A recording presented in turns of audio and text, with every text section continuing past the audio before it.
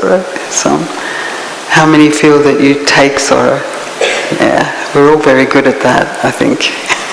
Even Baba says that, doesn't he? He says, you're quite good at checking yourself to see that you don't give sorrow, but over half a kalpa we've become very good at taking it. So I think this helps in the curriculum or the understanding of how not to take sorrow. So can you see the slide okay? Is that working? No, it's not on? Well, that's something we can fix, hopefully.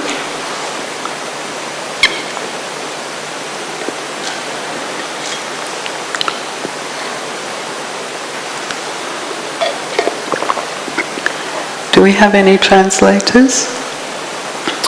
Russian, Tamil, Indonesian. Is that okay for you? I'll try not to go too fast. Often that's a problem, isn't it, for translators when we speak too fast. So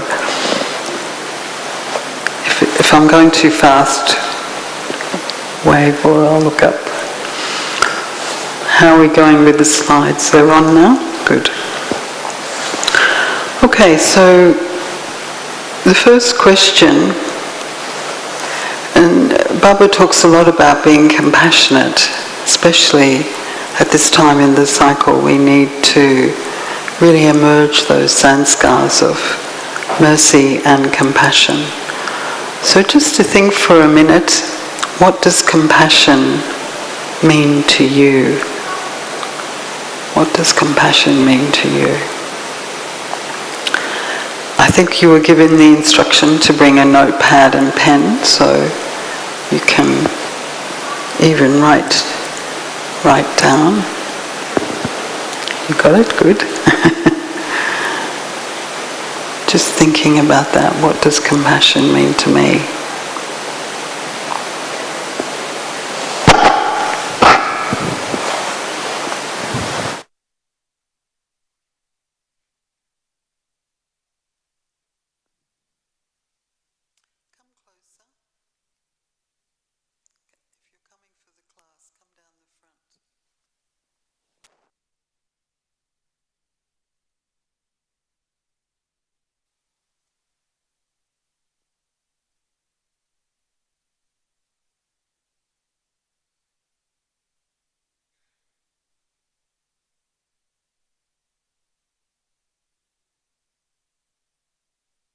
So we're just reflecting on this question, what does compassion mean to me? Any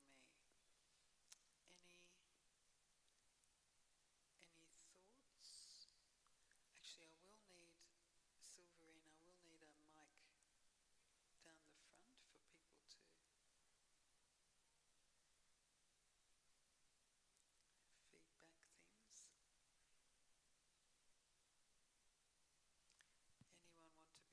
This brother here.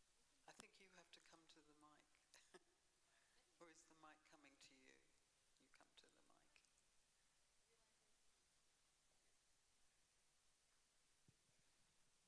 Good morning. Sister, compassion to me is empathizing, putting yourself into the shoes of the other, and at the same time being sympathetic about what the soul is going through, and give your good wishes to that soul. Very good. And So be cooperative, supportive for what the soul is going through. Lovely. So empathizing, sympathizing, and helping. Yeah. Cooperating, good wishes. Good wishes, yeah.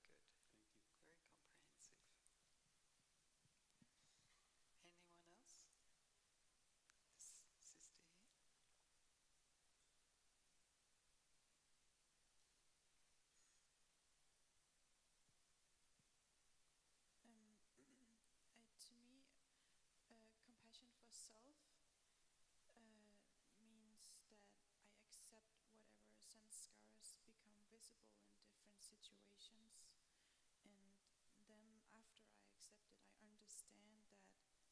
this is my state right now, and then I look at my ugliness, and despite that, I still love myself. Lovely. So understanding, acceptance, loving yourself. Beautiful. Thank you. It's okay. I think that's all right for now. Unless, one more. Yeah. So I feel like compassion means whenever a person are not on my way, they are not behaving nice. If I think right or positive, so I am having compassion to myself because negative thought creates a negative vibration to myself. So I am protecting myself and also protecting others. So yeah, thank you. Thank you. Very good. So, combination there, you were talking about compassion for others, but also compassion for the self. So these are some quotes like, the Buddhist branch of the tree is quite into compassion. That's one of the big things that Buddha talked about. And so what Buddha said about compassion was the wish that all sentient beings may be free from suffering. And so it's not just other human beings, is it? It's any living being, the animals, the natural world. And Paul Gilbert, who was a psychologist in Great Britain, in United Kingdom, who's done a lot of work on compassion, says it's the deep awareness of the suffering of oneself and other living beings, coupled with the wish and effort to alleviate it. So again, what this brother was mentioning, so it's an awareness, and then it's having good wishes, but also something to help someone out of the suffering. And that is the feeling that an angel gives, doesn't it? That there is this deep benevolence, this deep mercy to want to pull people out of their suffering. And suffering is really something that we don't experience that in the golden and silver ages, do we?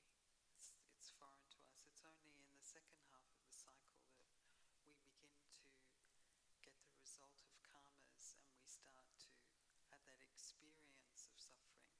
And so we don't need compassion either in the gold and silver age. It's really a capacity, a power, a feeling that arises now. And Daddy Janki herself, compassion is not wanting sorrow to remain in the other and having the strength in the self to remove that sorrow. And I'm sure a lot of us had that experience. We would go to see the daddies, and somehow through their sakash, through their drishti, through their love for us, we would feel our worries, our cares, our concerns evaporating, And same sitting in front of Baba. Baba's same ability to take the sorrow out of another soul. So very deep role that an angel plays. And thinking about what are the elements of compassion, and again, I think this brother raised quite a few of them. So to me, it's part of the curriculum of self-sovereignty. So this idea of paying attention and noticing, for me that is part of introspection. It's being able to look inside and really notice, what am I feeling? What am I going through? Sometimes we just know we're upset, but we don't know why. We're not exactly sure what we're feeling. And to have that ability to just sit with a feeling or an emotion and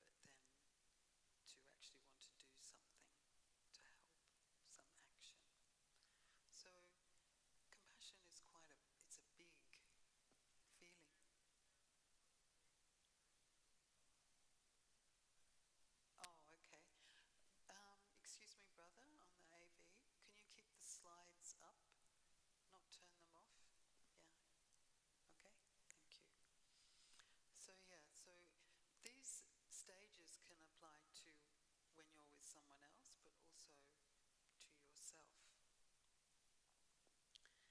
So what I'd like us to do now is just a little exercise to see how I am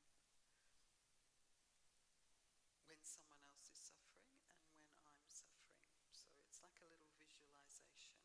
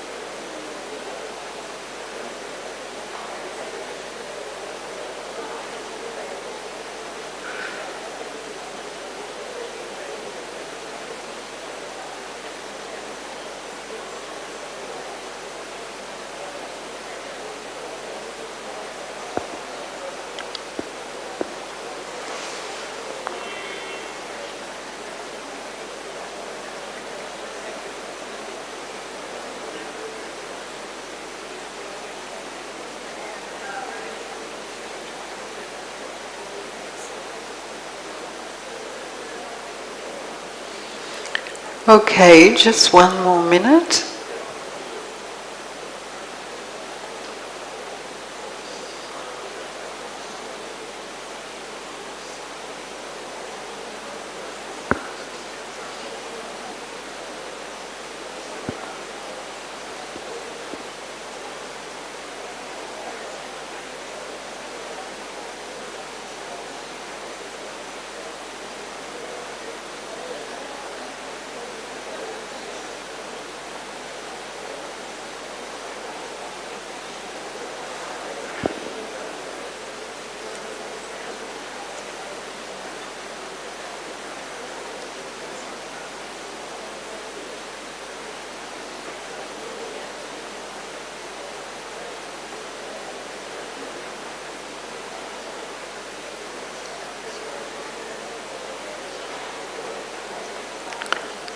Okay. So, I think just to do this fairly efficiently, who felt that the way they were with a friend, the way they responded to a friend, and the way they responded to themselves was the same? Just some hands up. Who felt it was the same? One person? 2, 3, 4, 5. Who noticed a difference? Majority. Which is what's common. Who felt they were nicer to themselves? Nobody. Who noticed they were nicer to the other person than they were to themselves? Yeah, very common response. They've done a lot of research in this and have noticed that about 78% of people are more compassionate towards other people than towards themselves. So don't feel bad if that was what you noticed. It's very, very, very common. And it's a lot to do with our upbringing, the culture, the end of the cycle. We're not very kind to ourselves. There are many, many reasons, but it's good to notice really how I talk to myself. And even if you've done this exercise before, you might notice there's a bit of a difference even now. It's interesting to check in and see how you're talking to yourself. And quite a lot of work has been done on this in psychology, and one particular person called Kristin Neff, who is a psychologist in America, who's a pioneer in this field, her definition of self-compassion is responding in the same supportive and understanding way you would with a good friend when you have a difficult time, fail, or notice something you don't like in yourself. So it's really that feeling of becoming your own best friend, being kind to yourself. So with self-compassion we give ourselves the same kindness and care we'd give to a good friend. And again, the Dalai Lama talks about really the basis of giving compassion to others is the compassion and kindness that I give to myself. So to really cultivate genuine compassion for others, it's the ability to connect with your own feelings and to care for yourself. So that sense of really becoming better at seeing what I'm feeling and what I might need and how I can be kinder to myself.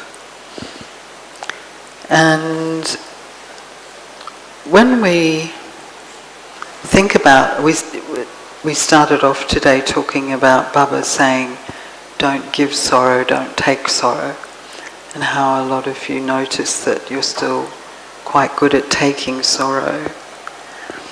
So I just thought it would be worth spending a minute thinking about what are the ways in which I still take sorrow.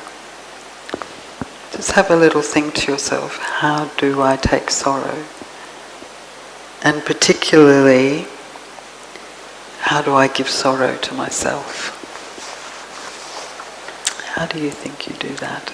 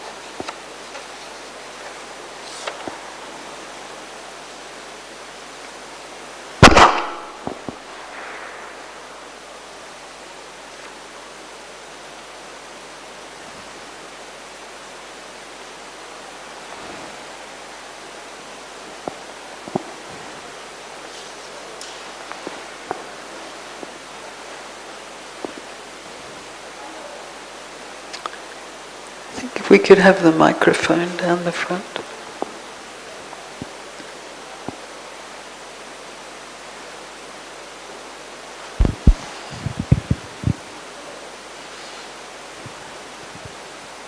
I think if you go down, anyone want to share how they feel we still take sorrow?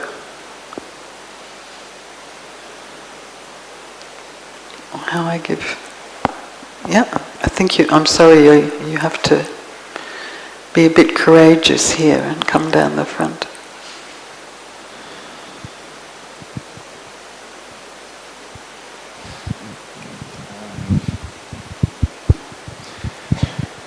I think sometimes if I've noticed with myself, if I'm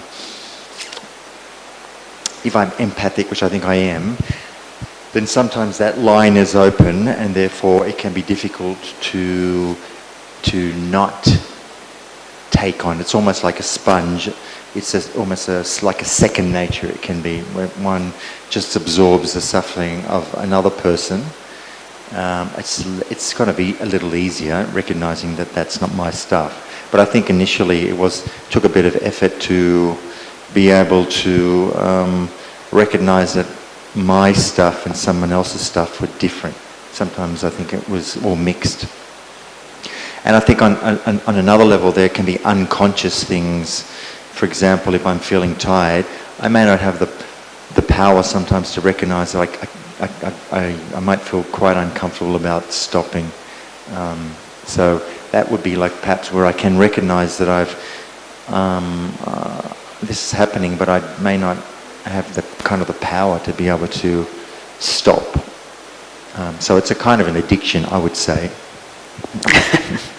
You mean to stop action? You mean you keep doing? Yes, especially I think if one has grown up in a family where doing was like the way of dealing with everything, it becomes second nature. So recognizing, I think for me that it's good to do, but yeah, if I can't put the foot on the brake, then that's my response. That's my response to things, by doing.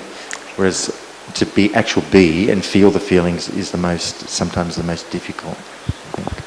Thank you for sharing. Anyone else? Someone here?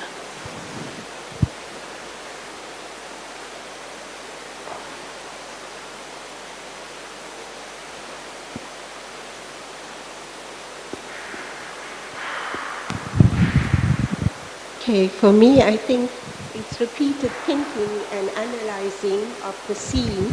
Okay. Repeated thinking and analyzing of a scene in the drama.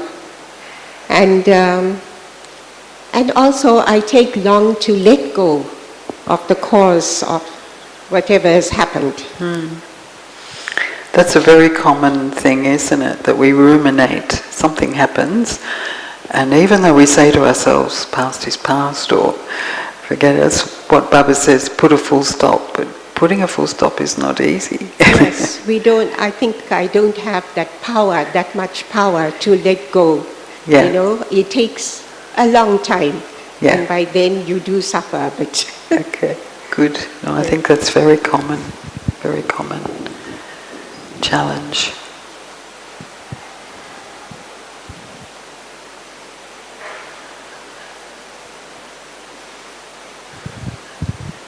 I think when we all have weaknesses, and we recognise those weaknesses, and if we feel we fail and that weakness keeps happening, then we can get quite hard on ourselves and be quite critical and judgmental of ourselves. So that's one where you can feel sorrow for yourself. But the other one is when someone else recognises that weakness and uses that in a way against you too, you know. It's sort of a power. It's when someone has power or they have a position over you and they also know your weakness and they use that as an advantage to themselves. I think that can cause sorrow. Well, it does to me anyway. Yeah, so you're recognising where you're taking sorrow. And I think that, in fact, leads very nicely into the next exercise, your first point about how you're hard on yourself, how you're critical. So thank you. We'll take that up now. I think that will do for now. We could do a whole day on that, couldn't we? We could do a whole workshop on the ways we still take sorrow. And just trying to find the antidote to that, really. What is it that we can do? And one thing that I've learnt through the self-compassion exercises is there's a little thing called a self-compassion break. And I'm just going to lead you through that now, because what I've learnt is that, especially when we're emotionally triggered, we tend to have, or we get an emotional reaction to something, it becomes a habit that when, we all tend to, through the second half of the cycle, start to become like our reaction will be if we're taking sorrow, that we get defensive, or we start attacking back, or you can think of all the different ways that if I'm taking sorrow, what my habit will be when I'm feeling kind of like I'm a failure or I'm feeling bad. So I have all these coping mechanisms which are often based on the vices. In fact, I think the vices are coping mechanisms. That's what I call them. That as we're losing power, the things we do to try and make ourselves feel okay. So we have to learn a different practice when we notice that something is giving me sorrow. Instead of getting defensive, instead of attacking back, instead of getting depressed or feeling sad, what else can I do? And we're going to practice that more this morning as well. But a very simple thing is just to give myself love in that moment, and just to acknowledge, as you would with a friend, like say someone came and said, oh, someone just said this to me, blah, blah, blah, and you go, oh, it's okay, it's all right, don't take them too seriously, you're okay. So you will start learning to break that circuit of self-criticism or defense or reacting by, and of course you can bring Baba into this very nicely, so invoking your own compassionate voice, giving yourself love. And I started doing this in relationships where I felt it could have gone into an argument. Someone said something, I could have reacted, and I really trained myself before I reacted just to do this little exercise. I'd even just go out of the room for a minute or turn around, and I would just do this self-compassion break. so that I didn't react, that I gave myself love first. So let's try this now. And so it's a little exercise.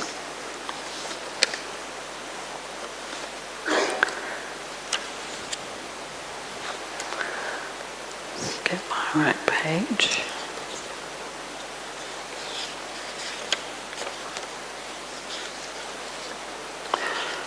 So what I want you to do is, again, just sitting comfortably. And these are the three components of the self-compassion break. So it's noticing, understanding that we all go through this, and then giving myself love. And sometimes it's quite helpful to put your hand on your heart just to really emphasize that you're giving yourself love. But could be holding your own hand, could be just stroking yourself. It's some little gesture that really anchors it in the body that you're giving yourself love. So I want you to just close your eyes and bring to mind a situation in your life that is difficult right now. Something that's causing you stress. It might be a health problem, or a relationship problem, or a work problem, or even a friend who's struggling, someone else who's going through something.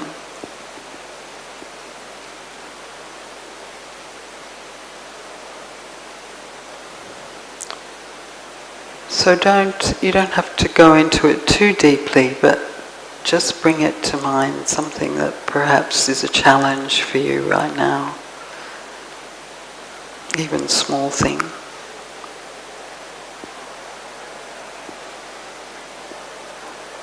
And just allow yourself to see and hear and feel your way into the problem, so that you notice that even by thinking about it, it makes you feel a little bit tense.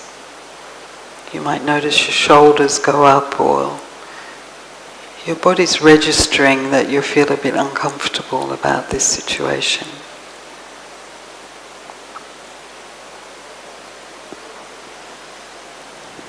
And then say to yourself, slowly and kindly, that you are noticing this is a moment of sorrow. This is a moment of suffering.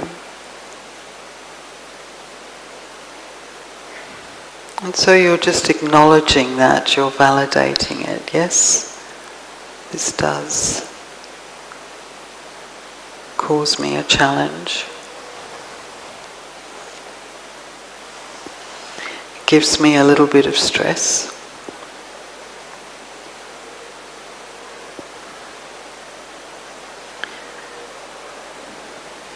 But then I acknowledge that these things happen in life, as Baba says, the storms come, the test papers come. Everyone goes through these challenges. I'm not alone. It's part of being on this journey. And this is how it feels when a person struggles in this way.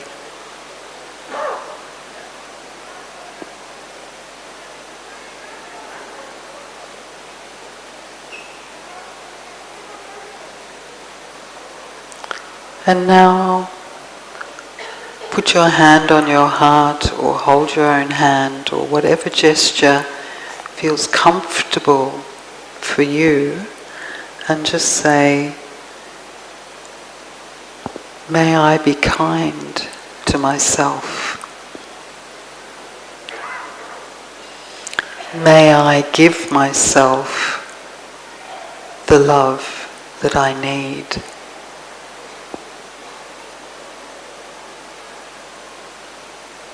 May I accept myself as I am.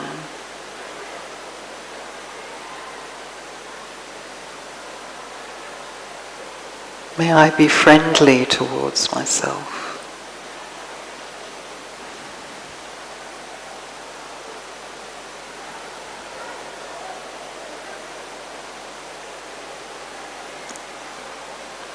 And wherever you take love from, wherever you feel that love from, just allow it to come through your hand into your heart.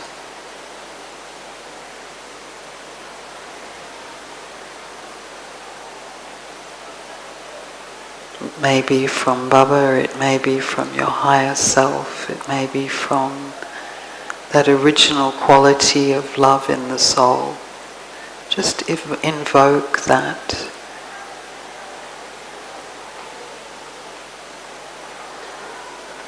And soothe myself.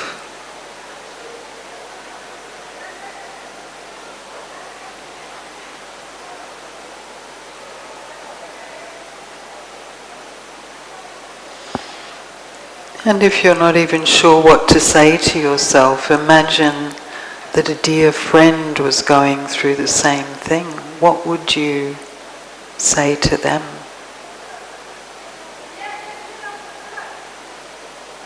Sometimes it's easier to find the words if we're talking to someone else. But can I give myself that same love and wisdom?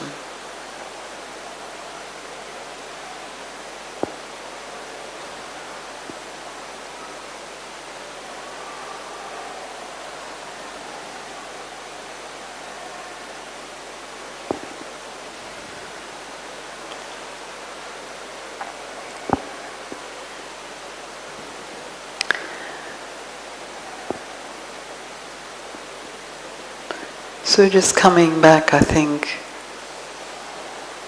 the trick with this is to be able to do it quite quickly and automatically.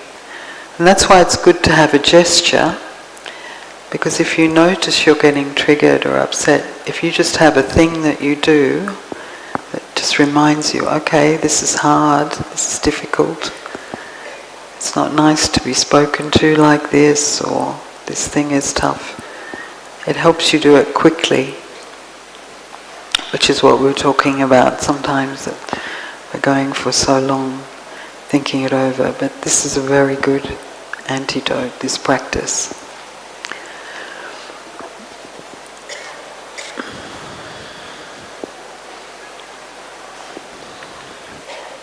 Was that okay? Did you find that helpful? It's just remembering to do it, isn't it? So when you notice you're suffering, give yourself love. Do that first, and then see how the situation changes. And again,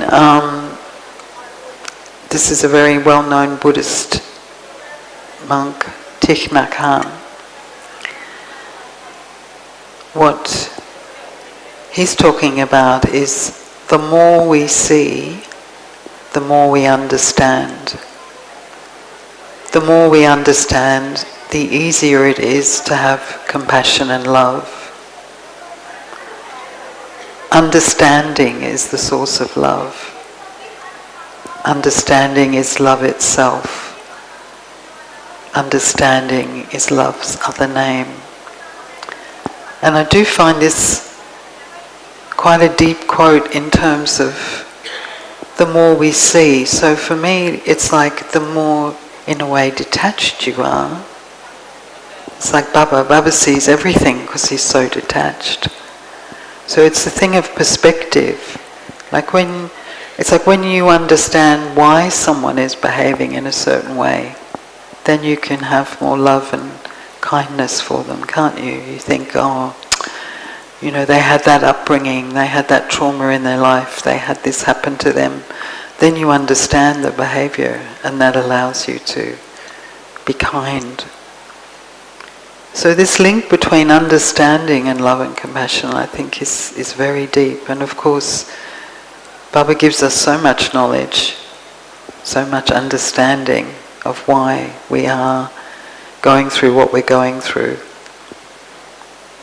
The understanding of the cycle, and that the soul has lost power and become weak, and that's why we need to connect with Baba to get power.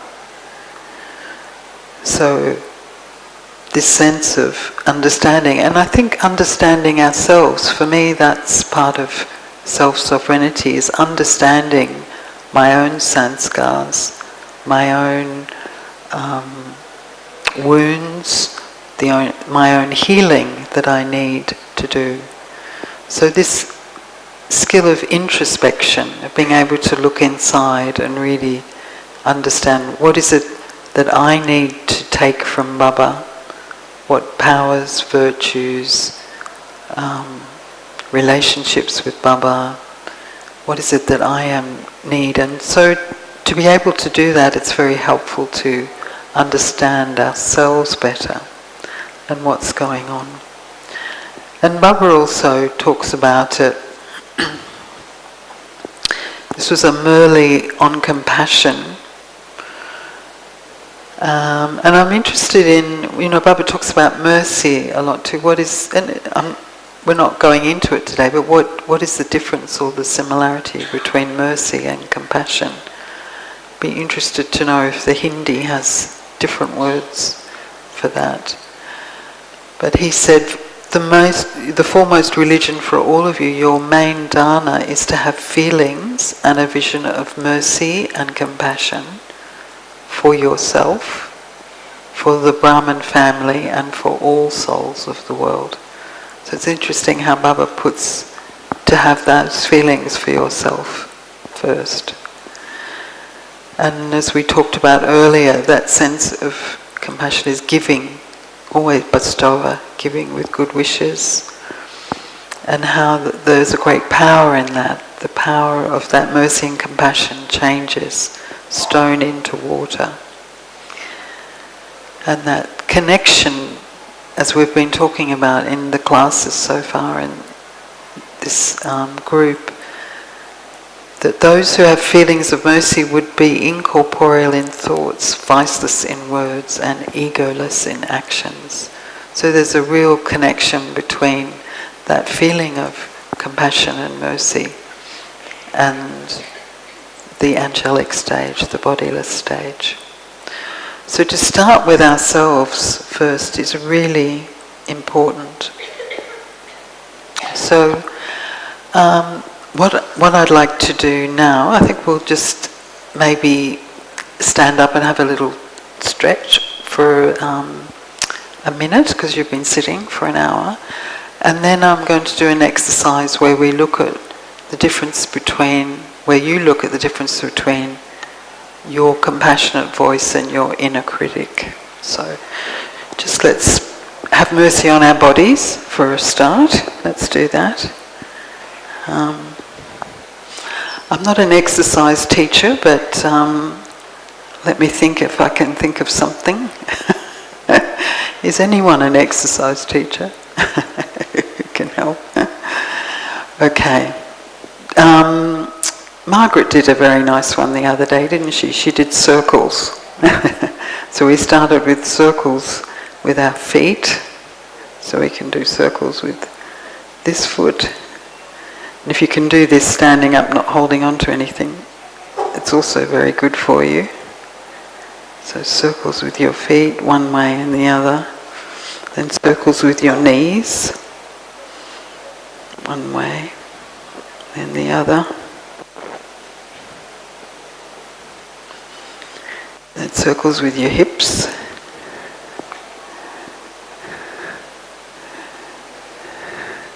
Oh, that looks very lovely from up here. All look like Hawaiian dancers. And then the other way.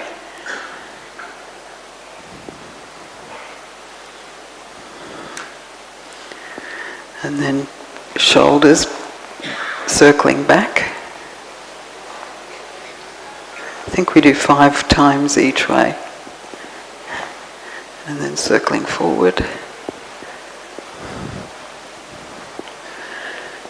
I don't know about you, but mine are going crunch, crunch, crunch, crunch.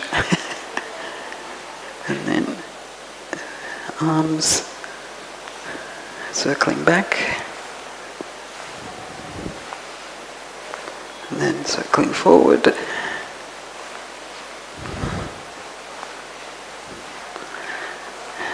And then the neck. Oh, sorry, I forgot the wrists.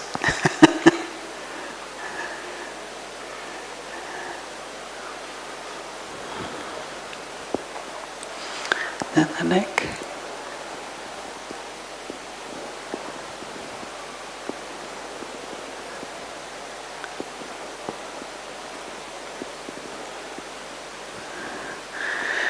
And then maybe just do a little bit of shaking and move in whatever way your body feels like it wants to do. A bit of a stretch.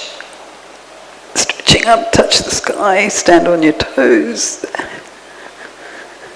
And then if you've got room, a little bit of the Qigong swing.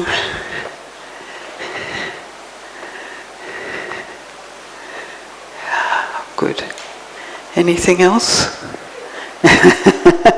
Oh, roll your eyes around. Thank you. Someone's reminding me, so you do it. You roll your eyes around.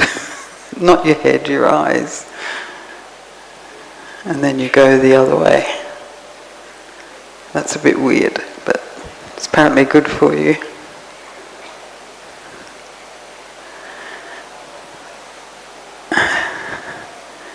Anything else? I quite like this one.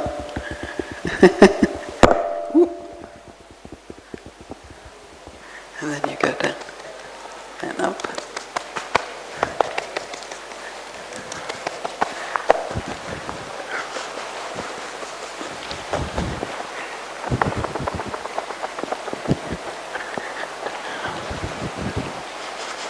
Okay, you're a bit awake, more awake now? Good? Enough?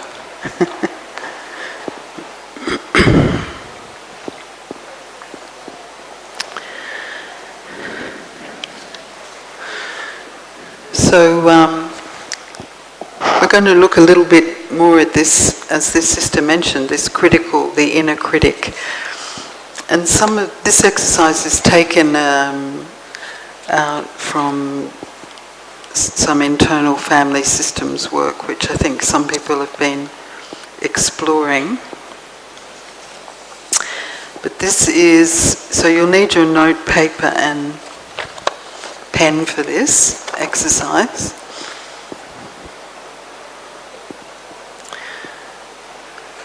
So we often have many different sanskars or voices, as we say, in our heads that speak to us. But one of them that a lot of people have by the end of the Iron Age is quite a strong inner critic. And for us, some people it might not be so strong, but it could just be being a bit fed up with yourself or talking to yourself in not such a nice way, slight irritation. But one thing that's really interesting, and often we've learnt that inner critic voice from our parents, or we might have even had it from a past birth or something. But it's like if someone else talks to you that way, like puts you down or talks to you in a harsh way, you kind of, even your body goes, and it triggers what's called a threat response in you. So your brain will start working on adrenaline and as if you're kind of even being attacked. But they've done some research on this, looking at brain chemicals, and even if you talk to yourself in that way, you are triggering a threat response in yourself. So it's good to be aware of it. What am I doing if I talk to myself in a harsh way? So for this exercise, I want you to think about a behavior that you would like to change, something that maybe you're a bit hard on yourself about.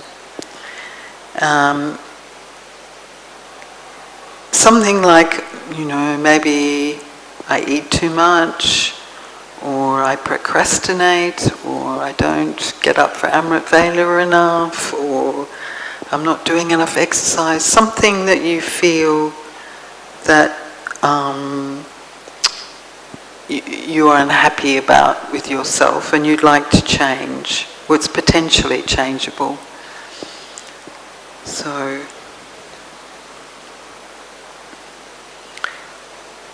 can you write down what it is, if you can identify something?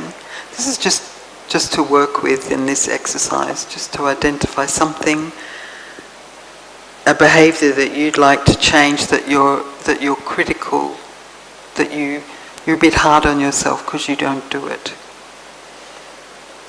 We often make resolutions, don't we? I'm going to do this, I'm going to do that, but then we don't. Somehow it doesn't work.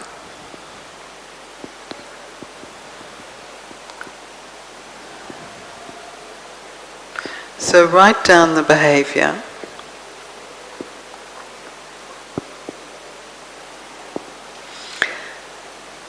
And then just close your eyes and, the thing that you want to change. Can be a thought, can be a thought. But it's easier if it's a behaviour. It's easier to work with if it's something. And you don't have to share this with anyone, by the way, so you don't have to.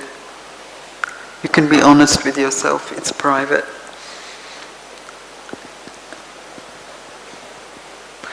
So now just close your eyes and try and identify, what do I typically say to myself when I'm doing this behaviour? Maybe, I've missed Amrit Vela again. I just couldn't get out of bed. What do you say? How does your self-critical voice express itself? Now this is just noticing, you're just noticing. When you're not nice to yourself, how do you talk to yourself? What words and tone does it use?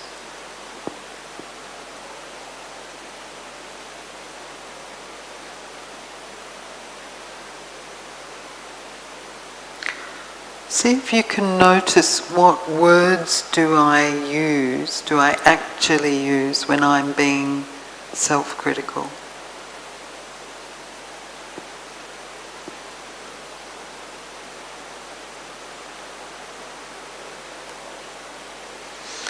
Are there any key phrases that come up over and over again?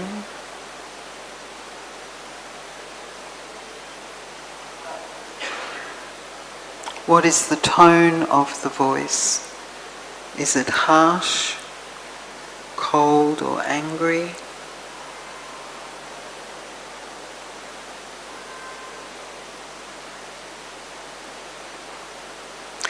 Does the voice remind you of anyone in your past who was critical of you?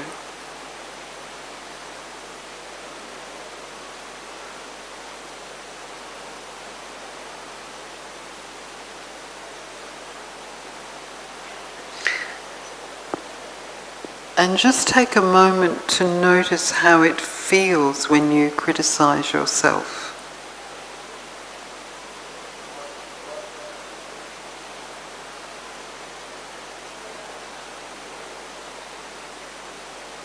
And maybe just giving yourself a bit of kindness, because it's hard to hear this language.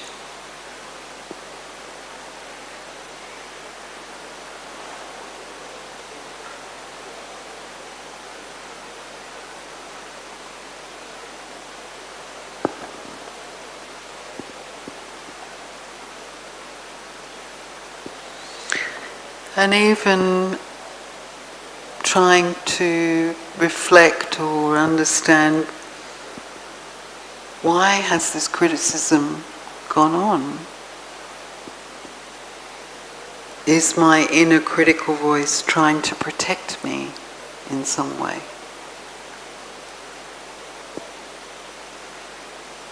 Is it trying to keep me safe from danger or to help me? Even if the result has been unproductive.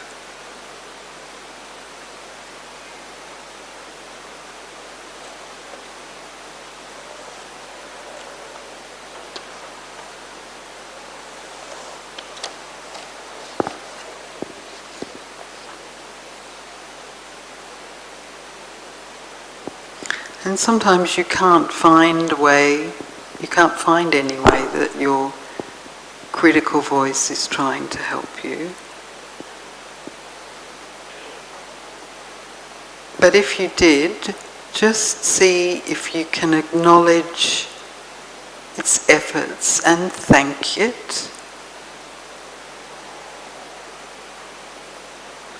Let your inner critic know, even though it might not be serving you very well now, its intention was good and it was doing its best.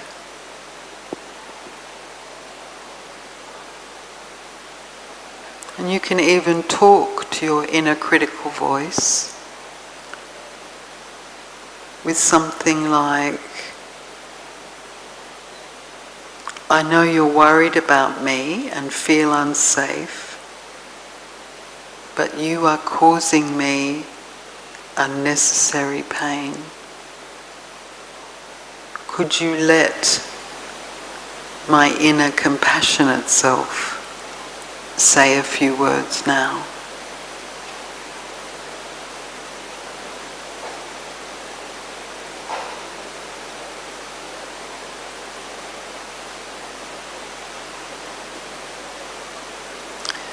So just reflecting back, you're thinking of something, a behavior or something you don't like about yourself, and see if you can identify the critical voice, but now you're asking it just to, so you've noticed it, you've tried to understand what it's doing, and now you're going to listen to another voice. Now that your self-critical voice has been heard, see if you can make some space for another voice. Your compassionate voice.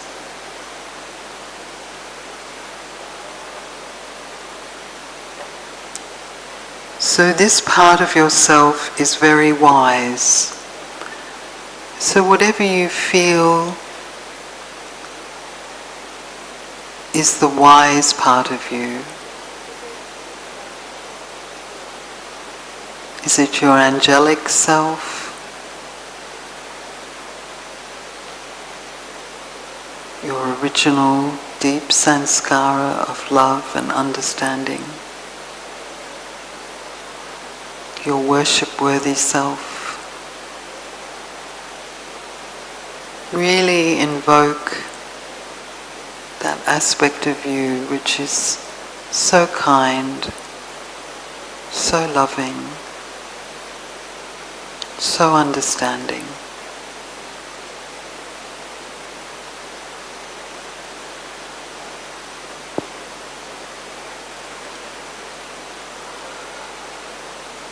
This part recognizes how this behavior is causing you harm and wants you to change, but for very different reasons. So put your hands on your heart or hold your hand, just invoking that sense of love and compassion for yourself. And again, think of the behavior, that you're struggling with, what it was that you wanted to change.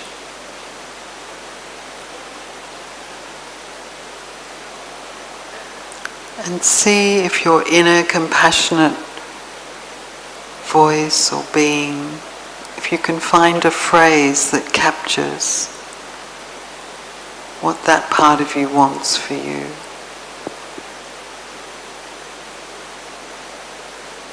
It could be something like, I love you and I don't want you to suffer.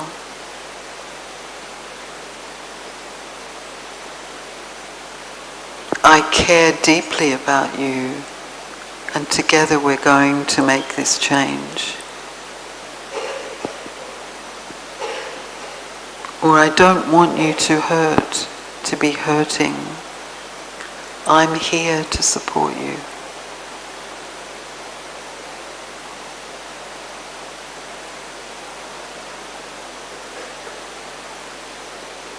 So your angelic self is there in the subtle regions offering you this help right now.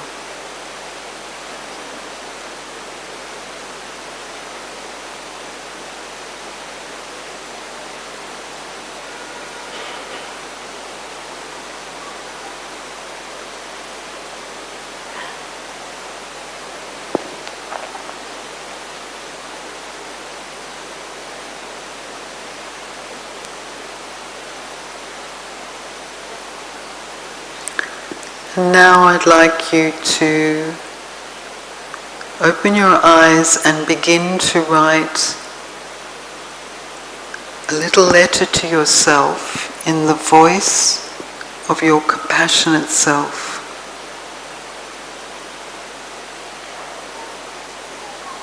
Freely and spontaneously addressing the behavior you would like to change. So just 5 minutes, but start to write this letter to yourself from your angelic self, compassionate self, higher self.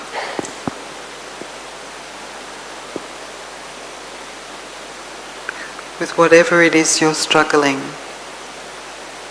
what would that being say to you?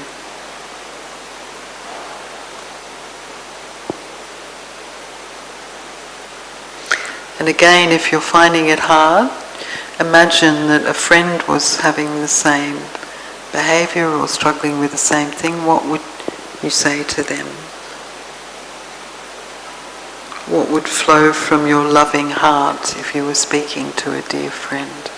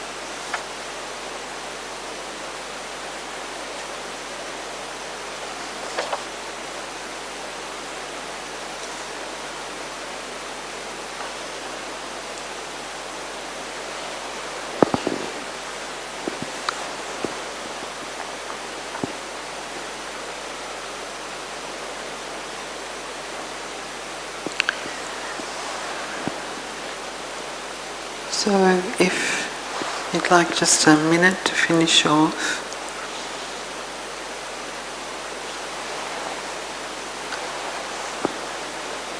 And then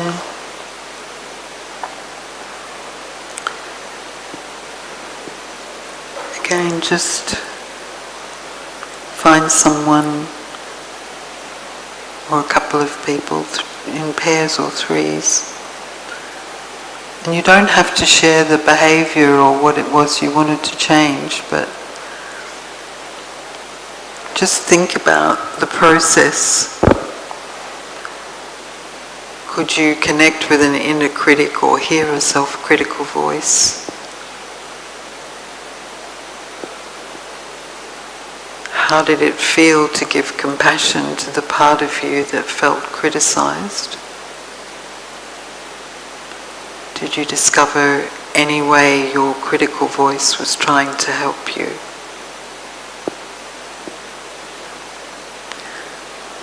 These are just some things you could talk about. What was the impact of saying the words, "I love you and I don't want you to suffer"? And how was it to write from the perspective of the compassionate voice?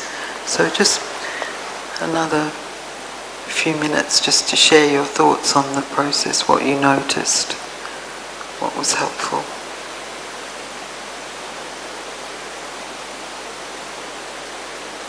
Or what was hard, what was difficult.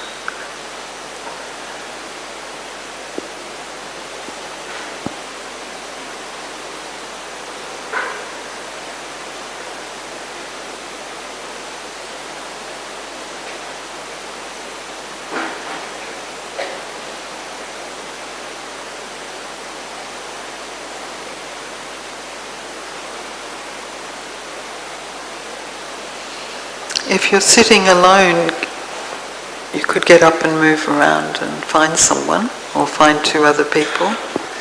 It's just sharing the process, it helps.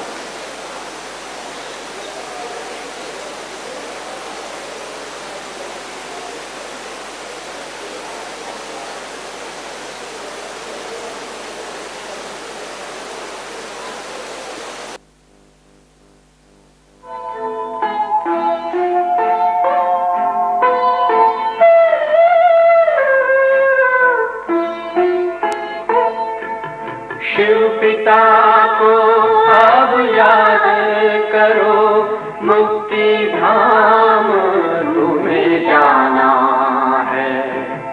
अपने सुकर्मों के बल पर ही सतयुग में तुमको आना है। शिव पिता को अब याद करो।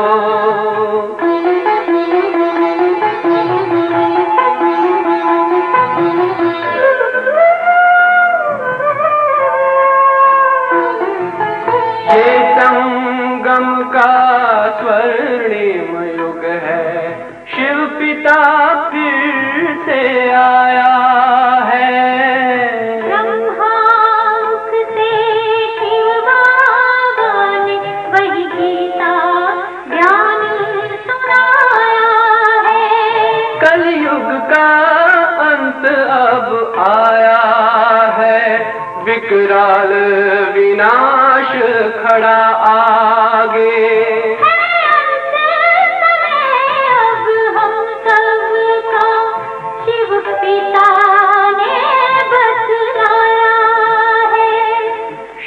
पिता को अब याद करो।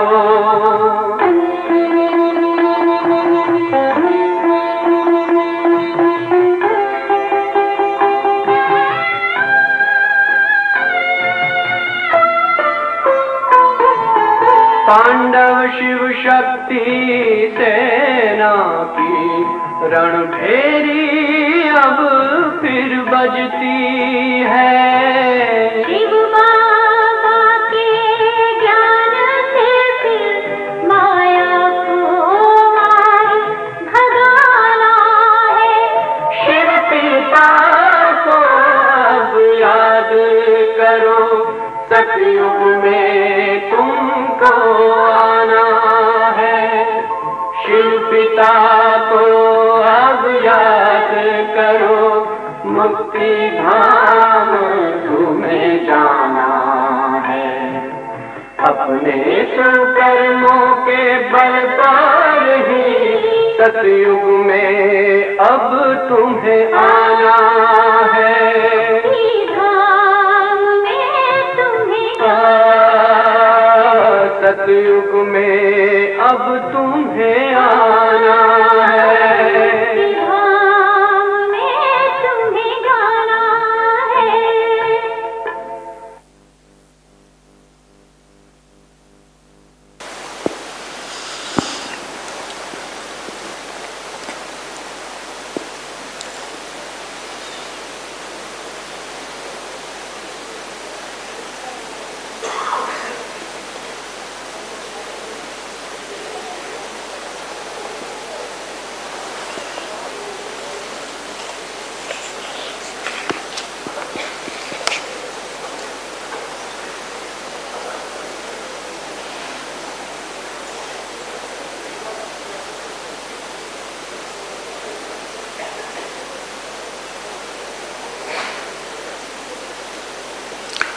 Okay, just one more minute.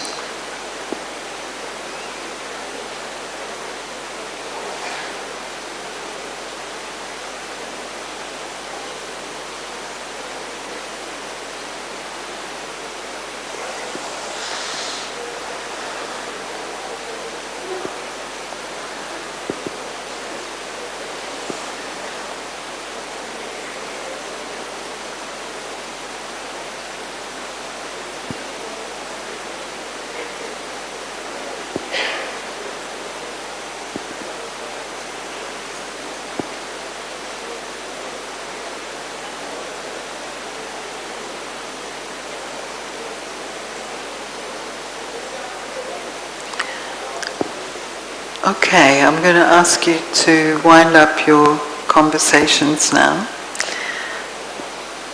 And just to say, maybe in future notice if you're using that language of self-judgment with yourself. Because I think the point of this, or what they realize, that to motivate yourself, love is more powerful than fear. So it's like becoming your own inner coach, learning how to, if any of you have had a personal trainer or been at the gym or anything like that, and that coach can go, come on, you can do it, yes, that supportive voice, it gets much more out of you than the one that says, you're no good. So just to notice that with yourself. How do you talk to yourself? Am I being my own best friend? Am I being my own inner coach? Now I'm in a bit of a dilemma because I've got one more exercise which I thought might be good to do, but I don't want to overload you. We did say the session would go to 12:30. Are you up for another exercise? Do you want another one? Or have you had enough? Yes, no. Because the last one I wanted to do is really about when we get triggered in relationships, what's going on. Do any of you get triggered in relationships? Maybe we don't get, it doesn't come across as extreme as it maybe it used to, but we might get a little bit irritated or annoyed or upset or hurt. Yeah, anyone get that? So this exercise is really to help us understand what's going on when that happens, when we take sorrow. And it can show up in a range of emotions. For us, I think they're more subtle. They're not so obvious. Do you want to try that? And it would mean staying here till 12:30. Is that okay? Or if you don't want to, maybe now's a good time to go. if you've got other things or you've had enough. But if you want to stay, we'll do this last exercise. Okay? So I'm assuming those of you who are still here, I have your consent. So this is about, when we notice we're being triggered in relationships, what's going on. And often, do you know what I mean when I say triggered? When you react, you have a reaction. And it might be subtle, but it might be even more obvious. And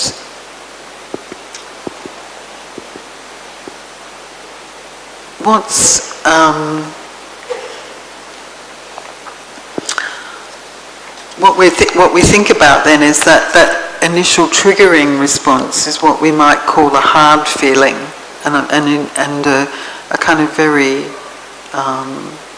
obvious hard feeling is getting angry. Okay, we're not judging the feeling, we're just saying that's often how we respond. And for us, our anger might, as I said, be irritation or annoyance or judgment even. Oh, I don't like that, or that person's no good, but there's some reaction and there's a hard feeling. But often underneath the hard feeling, and this is what we want to do in this exercise, there's a softer feeling. And so we want to peel it back a bit and just see, okay, that was my initial reaction, but is there something underneath that? And often there's what we call a soft feeling under the hard feeling. And the soft feelings are things like feeling frightened, lonely, sad, ashamed, hurt, maybe feeling, fear of rejection. There are lots of things that can be underlying that initial reaction. And what's very useful to do, and this is why we're doing this exercise, is to name that thing. Because often the softer feeling, it feels quite vulnerable, and we're not even quite sure what we're feeling. And if we can name it, I say name it to tame it.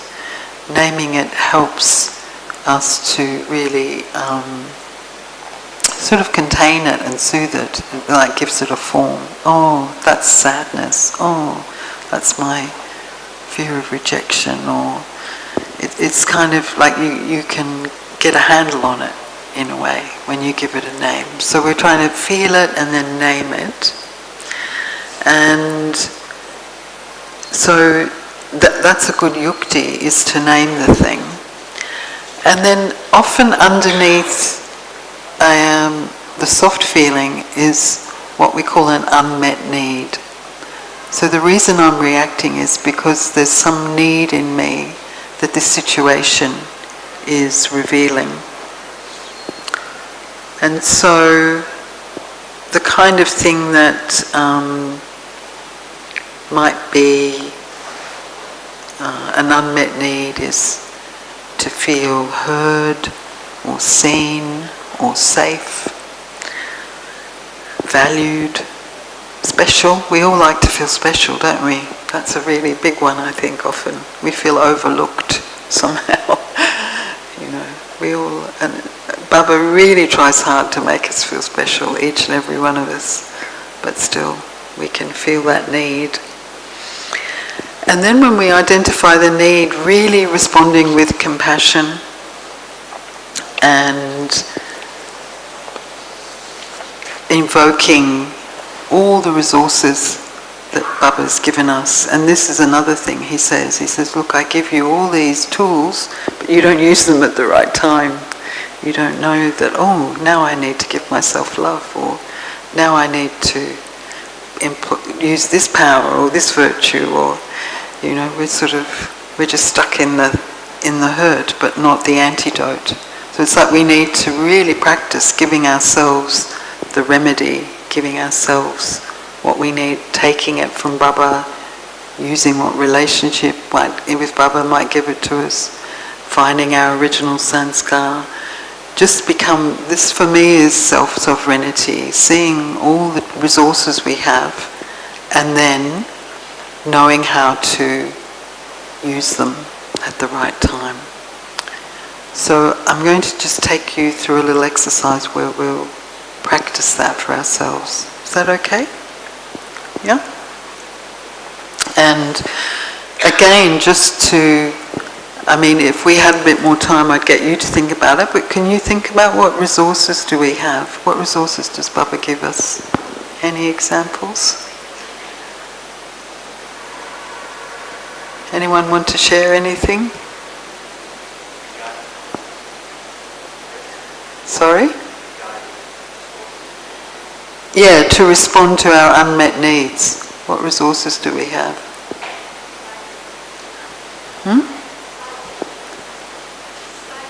Silence, very good. Silence power, yes. Baba's love, powers, virtues, very good. Knowledge, yep. Use your intellect. Weapons, acceptance. Well, you know, we do have weapons on our worship-worthy form, don't we? We have discuses and maces, things like that.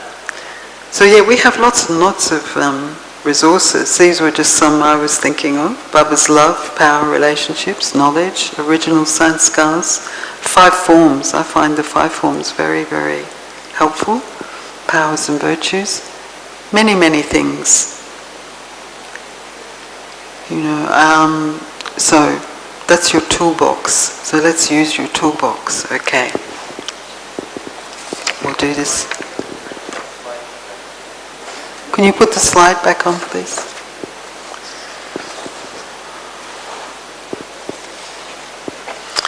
Okay.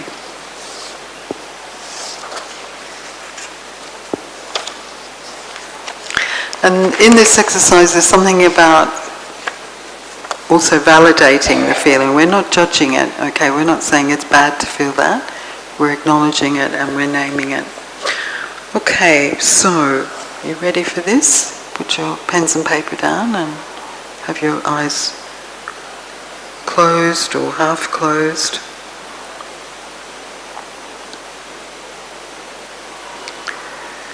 And I want you to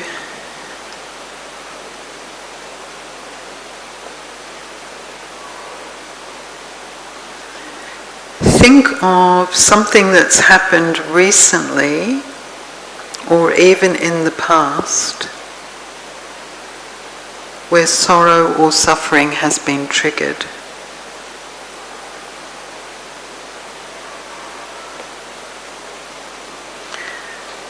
It may be a past relationship that you still feel angry or bitter about.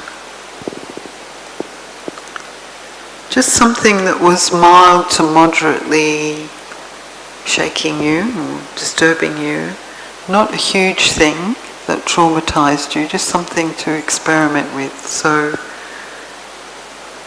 a mild thing. And also something that you're ready to let go of, that you feel it's time to let go of this thing.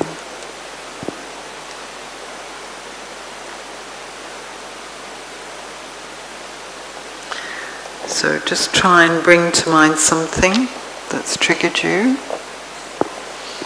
or a relationship where this happens.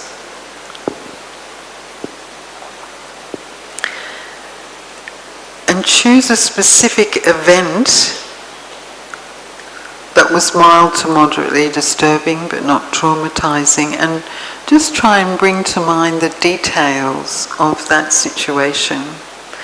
Just getting in touch with your feelings and how it feels in your body.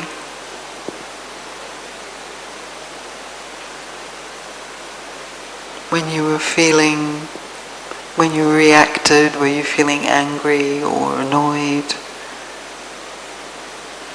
irritated?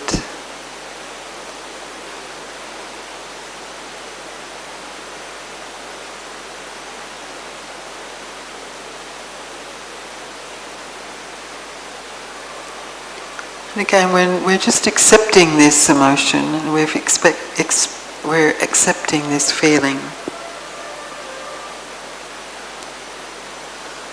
you're not alone. We all have these feelings from time to time.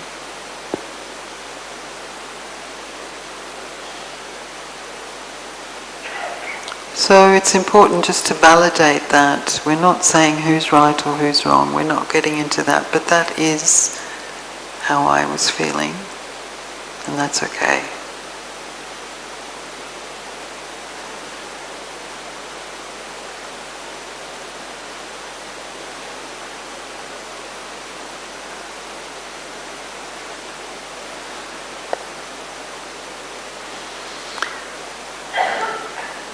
So if you've got that situation or relationship in mind, and now you've validated that, yeah, that's how I was feeling, that's okay.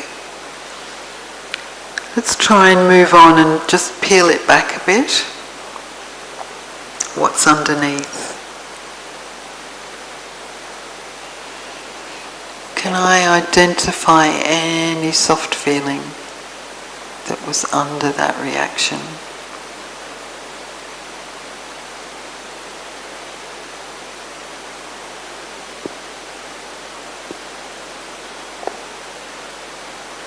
Was I feeling hurt or rejected?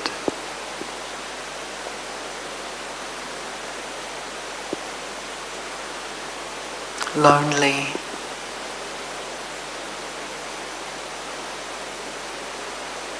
Or sad?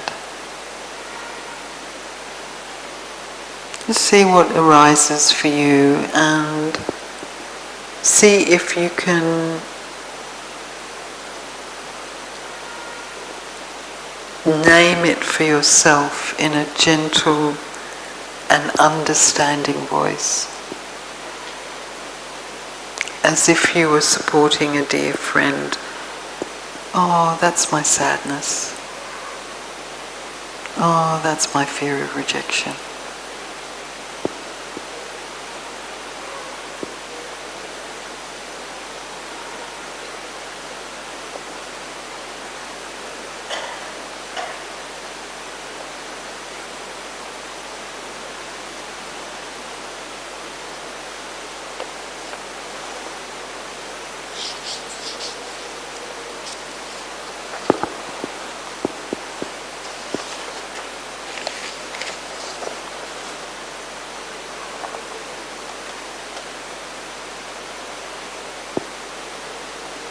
So you've seen your reaction and validated that feeling, faced it. Let's see if there's a soft feeling underneath. And now just release the storyline of this hurt, if only for a while.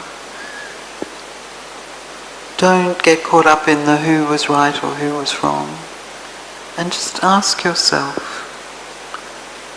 what basic human need do I have or did I have at the time that was not met?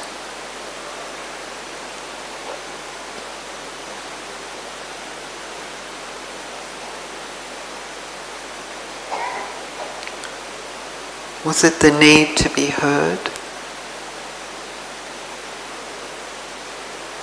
To be seen?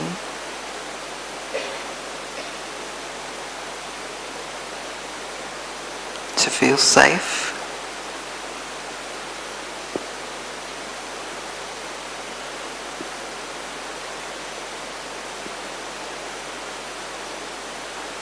Valued?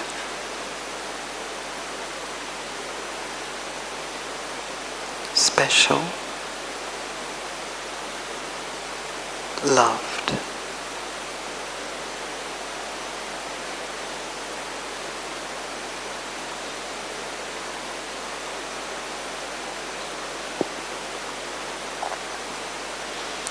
And again, just try naming this for yourself in a gentle, understanding voice.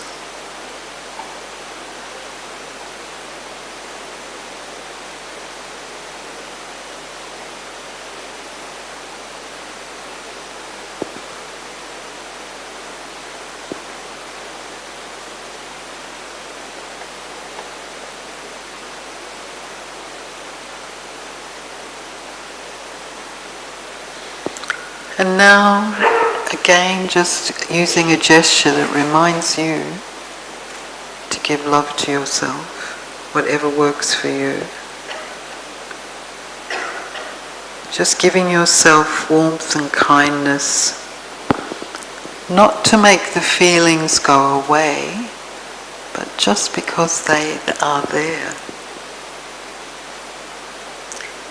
These hands can give you the compassion you need, even though you wish to receive kindness or understanding from another person. They were unable to do so for a variety of reasons.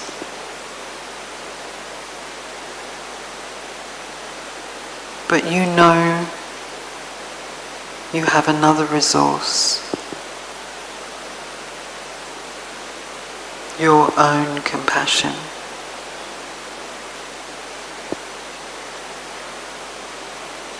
And see if that compassionate, higher, angelic self can say, I love you. I see you. I am here for you. You belong.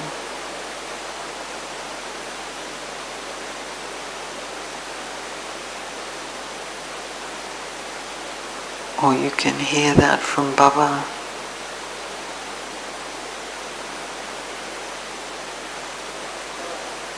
From whatever place, whatever resource works for you, let's see what arises.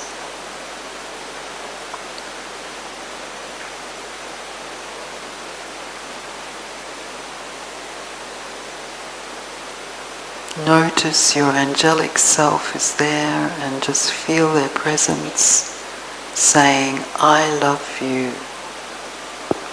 You matter to me.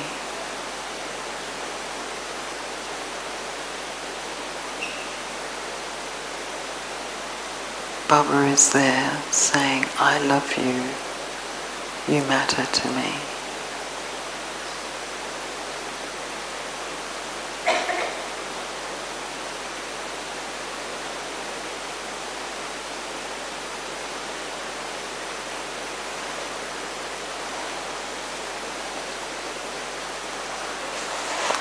your higher self, your original sanskars. They are there, giving you the same message.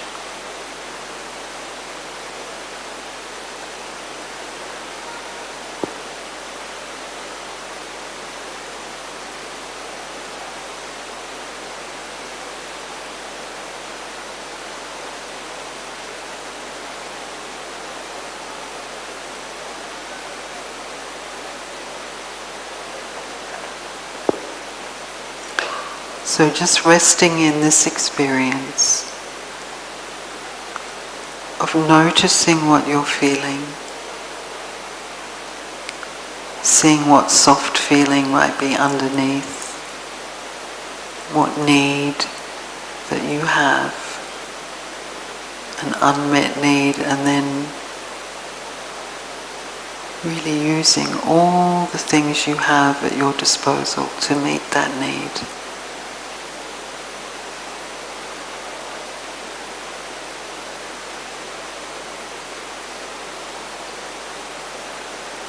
And remembering to use them.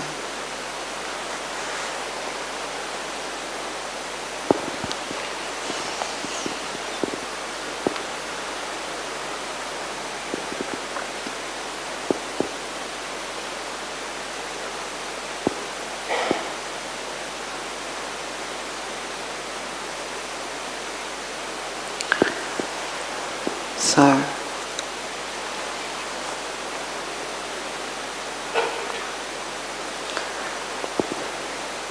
just some things to reflect on after that exercise. Just to notice what it felt like to validate.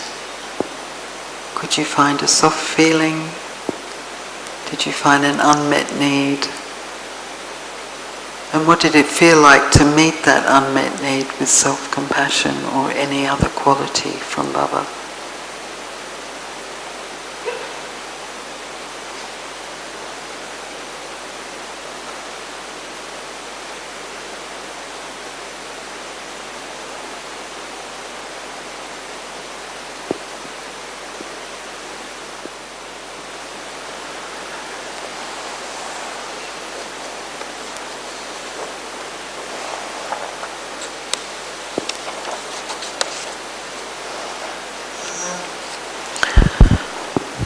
So I think we've run out of time now, but did you find that interesting, helpful, useful? A few nods?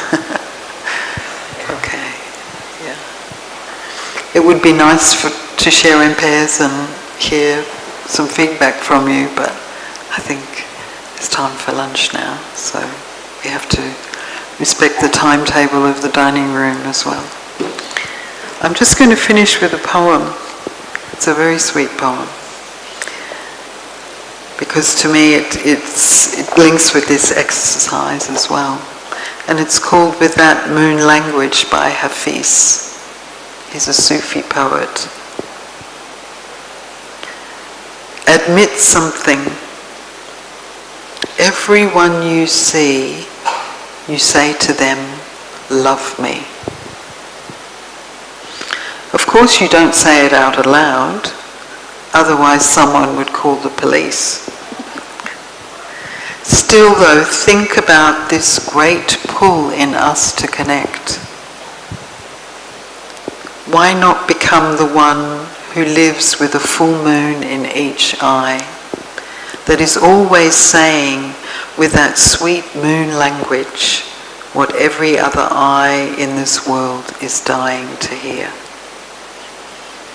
So for me that's a very poetic description of drishti. So I love myself, I love you, I love God.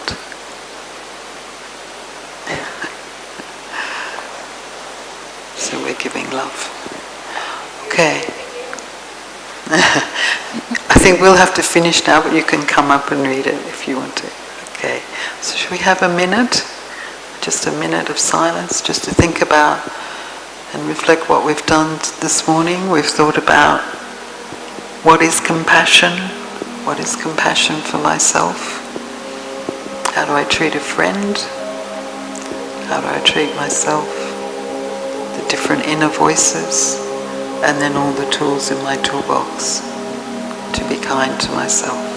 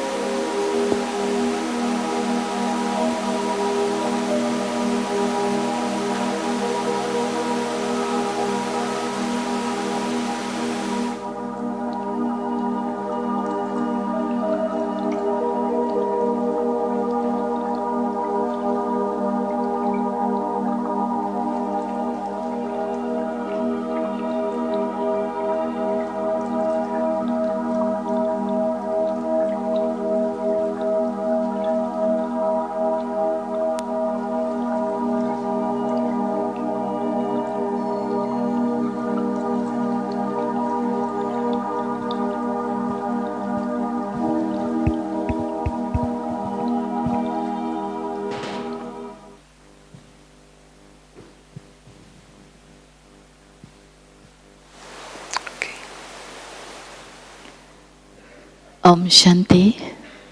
So can we give Dr. Sarah Eager a hearty round of applause? Thank you so much, Dr. Sister Sarah. So we have one important announcement, and that is tomorrow evening at 4:30 p.m. there will be a workshop with Brother Arif.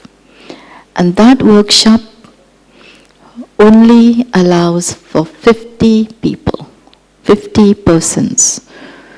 And we have to register for that workshop. Only 50 people. Sister Ella, who is sitting here, have a form where you can give your names. And only 50 people. And the topic of that workshop is finding